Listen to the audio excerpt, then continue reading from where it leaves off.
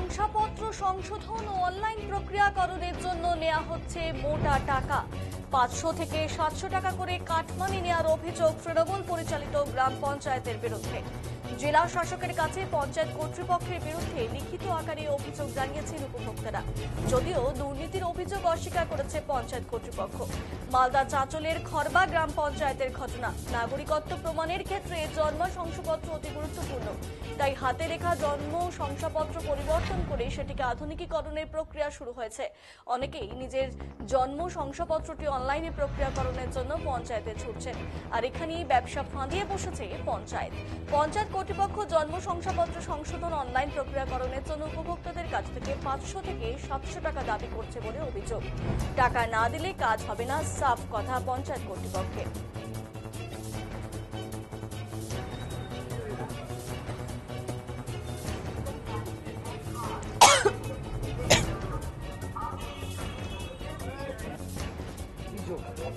অভিযোগটা হচ্ছে যে এই যে সাধারণ মানুষগুলো বার্থ সার্টিফিকেট নিতে যাচ্ছে, ওদের কাছে টাকা দিয়েছে, কোনো রিসিভ কপি কোনো কিছু দিচ্ছে না, আর রিসিভ কপি চাইলে পরে উল্টাপাল্টা কথা বলছে। কিসের জন্য বার্থ সার্টিফিকেট চেঞ্জ হচ্ছে? কিসের নাম ভুল আছে তার জন্য। তার জন্য? হ্যাঁ। তো কত টাকা চাইছে? 500 টাকা করে চাইছে। টাকাটা কে চাইছে?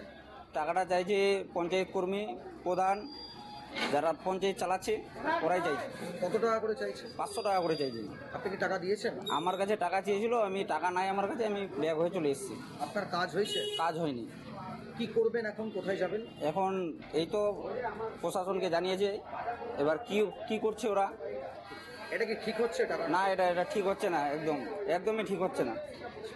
যে একটা প্রশ্ন, সেটা হচ্ছে মুখ্যমন্ত্রী মমতা বন্দ্যোপাধ্যায় তিনি এত কিছু পরিষেবা করছেন পরিযায়ী শ্রমিকদের পরিবারের জন্য, পাশাপাশি এই ডেথ বার্থ সার্টিফিকেটের জন্য, সেখানে সরকারি আধিকারিকরা টাকা চাইছে, আপনারা এখন আপনাদের কাছ থেকে টাকা চাইছে, আপনারা দিচ্ছেন না, সেক্ষেত্রে এখন যাবেন কোথায়, কি করবেন, কি ভাবছেন?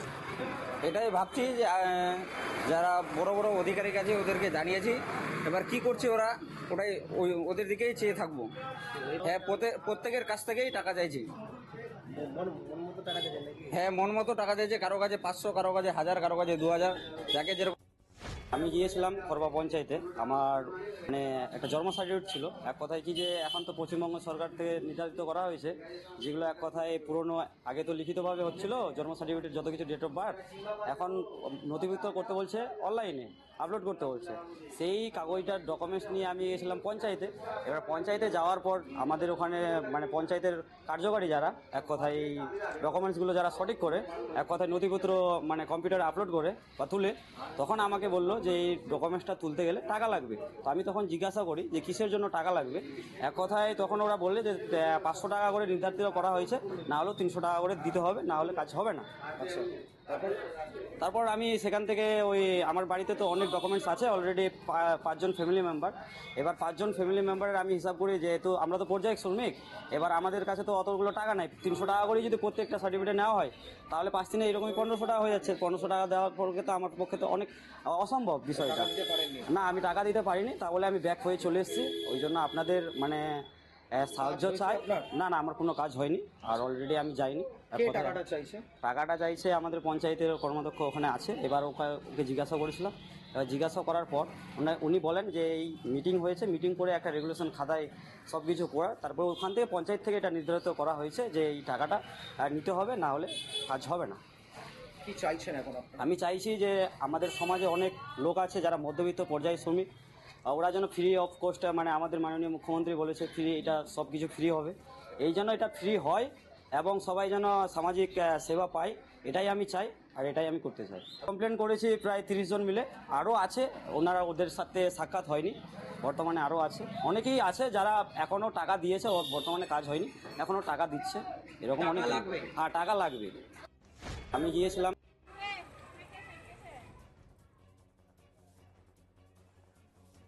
যদিও টাকা নেওয়ার অভিযোগ অস্বীকার করেছে পঞ্চায়েত কর্তৃপক্ষ, খরবা গ্রাম পঞ্চায়েতের উপপ্রধান মলয় বসাক বলেন, কোনো টাকা পয়সা নেওয়া হয়নি। যারা অভিযোগ করছে তারা মিথ্যে অভিযোগ করছে। এক্সট্রা চার্জ বা এক্সট্রা ফি নেওয়া হয় না। এখন বর্তমানে বার্থ সার্টিফিকেটের ডিজিটালাইজেশন করা হচ্ছে, যেটা হাতে লেখা সার্টিফিকেট ছিল পুরনো আগে, সেটাকে আমরা এখন পঞ্চায়েত থেকে আমরা ওটাকে অনলাইন করছি এবং ডিজিটালাইজেশন করছি, এবং নতুন সার্টিফিকেট হচ্ছে, যেটা হওয়ার নিয়ম সেইভাবে চলছে কাজ। হ্যাঁ, অবশ্যই কাজ অবশ্যই বেড়েছে, কারণ এই মুহূর্তে অনেক ডিজিটালাইজেশন কার্ডের চাপ বেড়েছে। প্রত্যেকে যারা অনলাইন হওয়ার আগে যে সার্টিফিকেটগুলো ছিল সেগুলো এখন সবাই ডিজিটালাইজেশন করছে, তার জন্য একটু পঞ্চায়েতের চাপ স্বাভাবিক বেড়েছে। মানে কোনো রকম